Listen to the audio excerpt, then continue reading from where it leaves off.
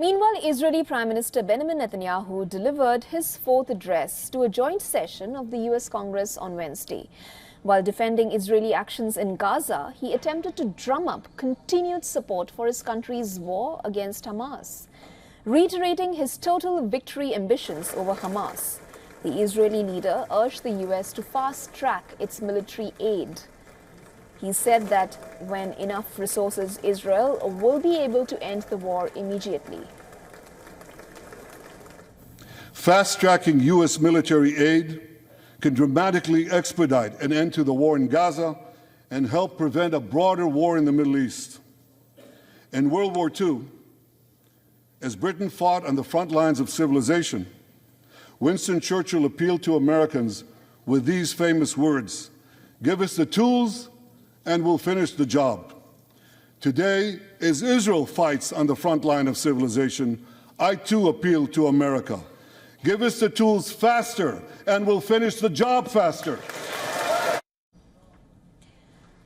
Israeli Prime Minister Netanyahu also sketched a vague outline of a plan for a quote-unquote de-radicalized post-war Gaza, quashing the Hamas and Fatah factions' agreement to govern the Strip after de-escalation. Netanyahu said that Israel must retain control in Gaza to avoid the resurgence of terrorism. Something very simple happens. We win. The day after we defeat Hamas, a new Gaza can emerge. My vision for that day is of a demilitarized and de-radicalized Gaza. Israel does not seek to resettle Gaza, but for the foreseeable future, we must retain overriding security control there to prevent the resurgence of terror, to ensure that Gaza never again poses a threat to Israel. In fact, Prime Minister Netanyahu also thanked Joe Biden's administration over their support after the October 7th Hamas attacks. He extended his thanks to former President Donald Trump and the American people. This while also saying that Israel is Washington's most loyal and steadfast ally. If you remember one thing from the speech, remember this: our enemies are your enemies. Our fight is your fight, and our victory will be your victory.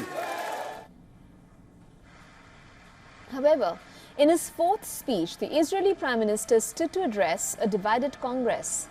Inside the Congress, US Democratic Representative Rashida Tlaib held up a sign calling Netanyahu a quote-unquote war criminal. She then turned the sign, whose other side read, "Guilty of genocide." As announced earlier, some House Democrats, including former House Speaker Nancy Pelosi, boycotted the speech by giving the session a miss. Representatives also called the Israeli Prime Minister an obstacle in the truce deal, while condemning Washington's support of the war. So speaking for myself only, the deep horrors of what is happening on the ground are not external to us, because the United States does remain the largest backer of military assistance to Israel, assistance that has been used to perpetrate these offensive attacks on a civilian population that's been denied even the most basic of humanitarian assistance. This is not a conflict that we Americans have nothing to do with. It's not a conflict that we're being called to come in and mediate from outside. We are actually a part of this. Constitutional right to go to the point of the protest. We say no.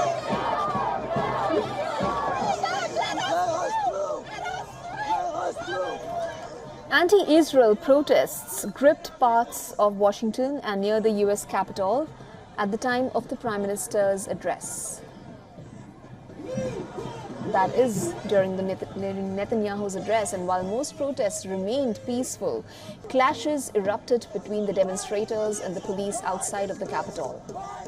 The police used pepper spray, injuring some people who allegedly started to march towards the barricades. Thousands on the street demanded for the US to stop military aid for Israel, while others demanded Prime Minister Benjamin Netanyahu's arrest and resignation. Constitutional right to go to the point of the protest.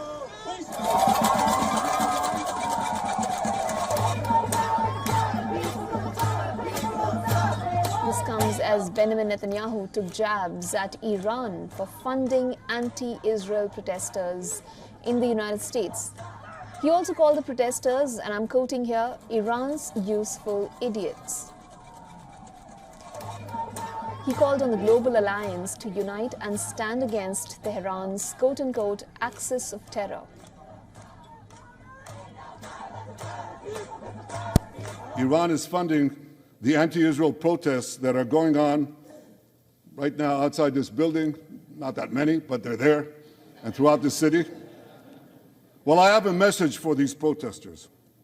When the tyrants of Tehran, who hang gays from cranes and murder women for not covering their hair, are praising, promoting, and funding you, you have officially become Iran's useful idiots.